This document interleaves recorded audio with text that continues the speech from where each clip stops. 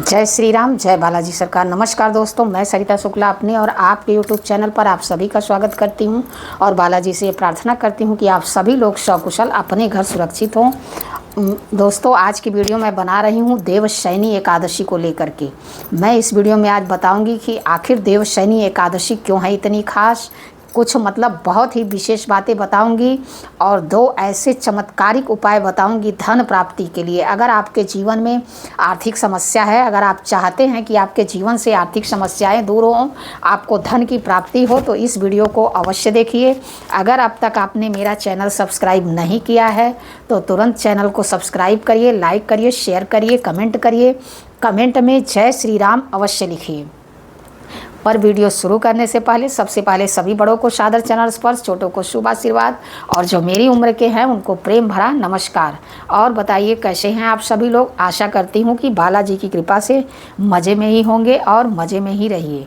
देखिए, हर साल आषाढ़ महीने के शुक्ल पक्ष की एकादशी तिथि को देवशयनी एकादशी का पर्व मनाया जाता है। इस एकादशी को पर्व का नाम दिया गया है। यह दिन भगवान विष्णु को ही समर्पित होता है और यह दिन जो है बेहद शुभ माना जाता है। मान्यता है कि इस दिन से भगवान विष्णु जो है क्षीर सागर में योग निद्रा में चले जाते हैं और 4 महीने तक विश्राम करते हैं। इस अवधि को चतुर्मास कहा जाता है, जिसमें शुभ कार्य जैसे विवाह हुआ, गृह प्रवेश जैसे मांगलिक कार्य जो होते हैं वह नहीं किए जाते हैं।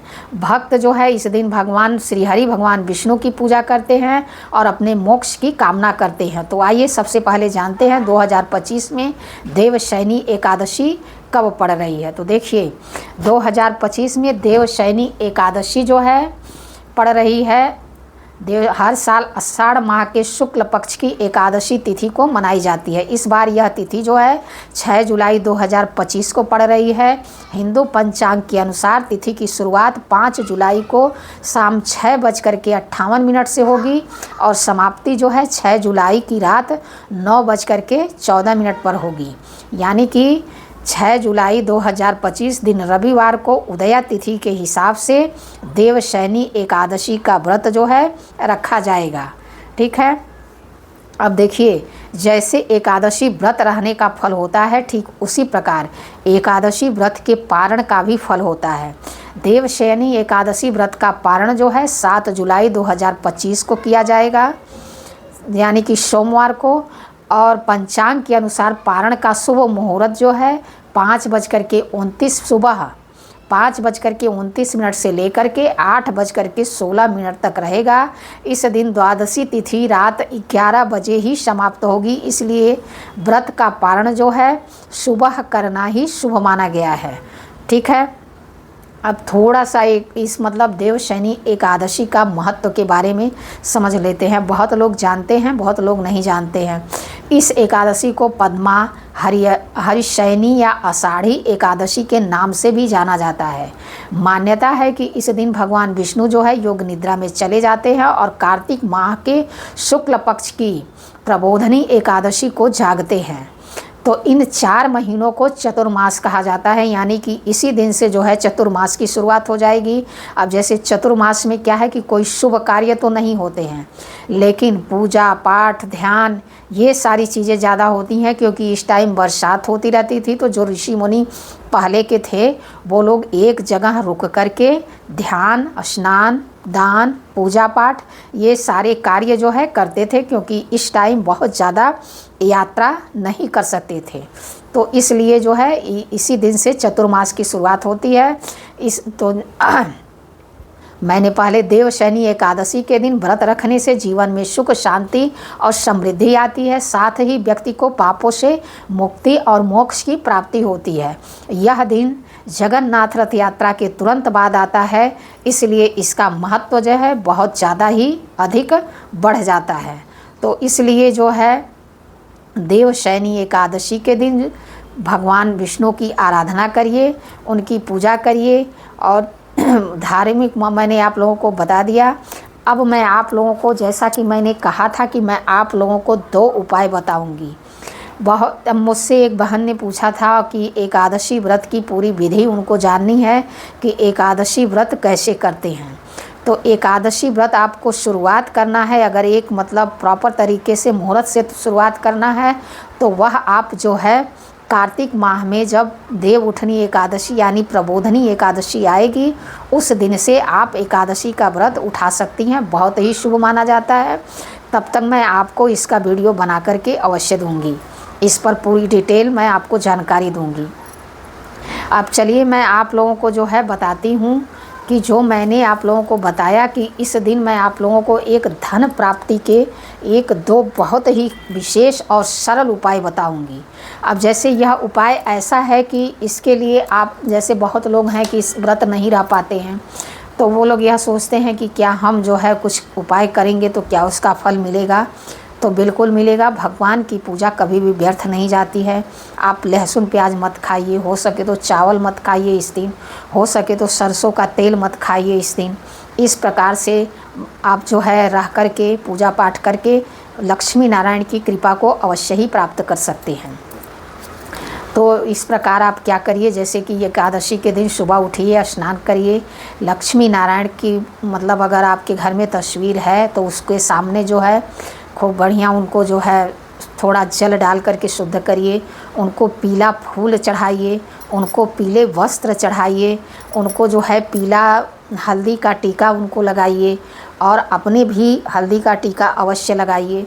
और उसके बाद जो है विष्णु सहस्त्र नाम का पाठ करिए, लेकिन उससे पहले जो मैं उपाय बता रही हूँ उसको अवश्य करिए। जब उनको पीला वस्त्र चढ़ाइए उसके बाद आपको क्या करना है, लक्ष्मी नारायण की फ़ोटो स्थापित करिए, उनके सामने घी का दीपक जलाइए, उनको जो है पीला फूल, अगर पीले फूल की माला आपको मिल जाती है तो अवश्य पहनाइए उसको और उनसे प्रार्थना करिए, माँ लक्ष्मी से भी प्रार्थना करिए कि आपके घर में वास करें।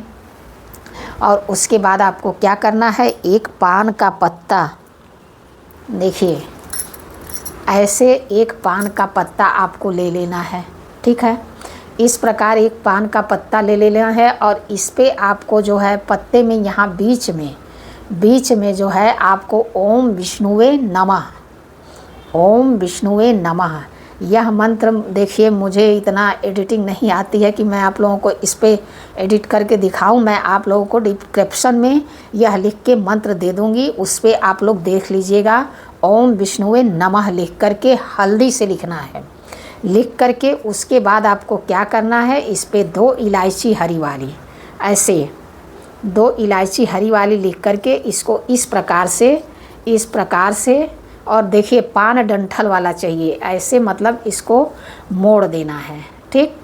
उसके बाद आपको क्या करना है, उसके बाद आपको, अब मेरे पास देखिए पीला कपड़ा नहीं है, मैं लाल कपड़े में आप लोगों को बता रही हूँ। ऐसे छोटा सा एक पीला कपड़ा ले लीजिएगा और उसमें इस प्रकार इसमें एक जो है 1 रुपये का सिक्का भी रख दीजिएगा और इसको इस प्रकार से गांठ लगा करके, ऐसे गांठ लगा करके और उसको ऐसे लक्ष्मी नारायण के चरणों में रख दीजिएगा, ठीक है। यही काम आपको करना है। हल्दी से ओम विष्णुवे लिखना है, 2 इलायची उस पर रखनी है, उसको फोल्ड करके एक पीले कपड़े में बांध करके उसमें 1 रुपये का सिक्का रखना है और उसको जो है लक्ष्मी नारायण के चरणों में आपको रख देना है।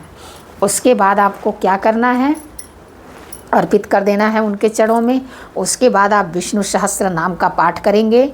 उसके बाद 108 बार ओम नमो भगवते वासुदेवाय नमः, ओम नमो भगवते वासुदेवाय नमः इस मंत्र का जाप करेंगे, ठीक है। अब देखिए वैसे तो एकादशी के दिन पीपल के पेड़ की पूजा करने का भी बहुत ही बड़ा महत्व है, लेकिन चूँकि इस दिन रविवार पड़ रहा है तो आप पीपल के पेड़ की पूजा इस दिन नहीं कर सकते हैं, ठीक है, क्योंकि इस दिन पीपल के पेड़ में अलक्ष्मी देवी का वास होता है। इसलिए इस रविवार के दिन पीपल के पेड़ की पूजा नहीं की जा सकती, पीपल के पेड़ के नीचे दीपक नहीं जलाया जा सकता, तो यह काम बिल्कुल मत करिएगा। एक काम और है, जैसे अगर मान लीजिए आपके वैवाहिक जीवन में बहुत ही परेशानियां चल रही हैं, मनमुटाव चल रहा है, मतलब अच्छी स्थिति नहीं चल रही है, तो आप एक उपाय यह कर सकते हैं। आपको क्या करना है, माँ तुलसी की पूजा अवश्य करिए। अब देखिए रविवार के दिन माँ तुलसी को भी जल नहीं चढ़ाया जा सकता। अब एकादशी जो है रविवार को पड़ रही है, इसलिए बहुत सारी ऐसी चीज़ें हैं जो हम इस दिन नहीं कर सकते, लेकिन हाँ, जल नहीं चढ़ाया जा सकता, लेकिन पूजा की जा सकती है। तो एक छोटी छोटी चुंदरियाँ मिलती हैं, एक चुंदरी ले आइए, माँ तुलसी को चढ़ाइए, सुहाग की चीज़ें माँ को अर्पण करिए और वहीं बैठ करके ओम नमो भगवते वासुदेवाय नमः, ओम नमो भगवते वासुदेवाय नमः का जाप करिए, माँ तुलसी की परिक्रमा करिए और उनसे प्रार्थना करिए कि आपका जो रिश्ता है वो सुंदर हो जाए। अगर आप चुंदरी की जगह साड़ी चढ़ा सकती हैं तो अवश्य चढ़ाइए, और बाद में वह साड़ी जो है आप स्वयं आपको धारण करना है, ठीक है, किसी को देना नहीं है। वह साड़ी जो आप तुलसी माँ को चढ़ा करके पूजा करेंगी, वह साड़ी आपको स्वयं धारण करना है। सिर्फ एक चीज़ का विशेष रूप से ध्यान रखिएगा कि चूँकि वह साड़ी माँ तुलसी को चढ़ाई हुई है, तो जब भी आपका अशुद्धि वाला टाइम होता है उस टाइम में उस साड़ी को भूल कर भी ना धारण करें। इस बात का विशेष रूप से ध्यान रखें कि उस साड़ी को अलग रखें। बाकी आप कभी भी पहने चलेगा, लेकिन जब अशुद्धि का टाइम होता है 4 दिन 5 दिन, उस टाइम में उस साड़ी का प्रयोग बिल्कुल ना करें। इस प्रकार से और सुहाग की चीज़ें माँ को चढ़ाएं। वह सुहाग की चीज़ें भी आपको स्वयं यूज करना है, किसी को नहीं देना है। अगर किसी को देना है तो अलग से कुछ सुहाग की चीज़ें लेकर के आप दान कर सकते हैं।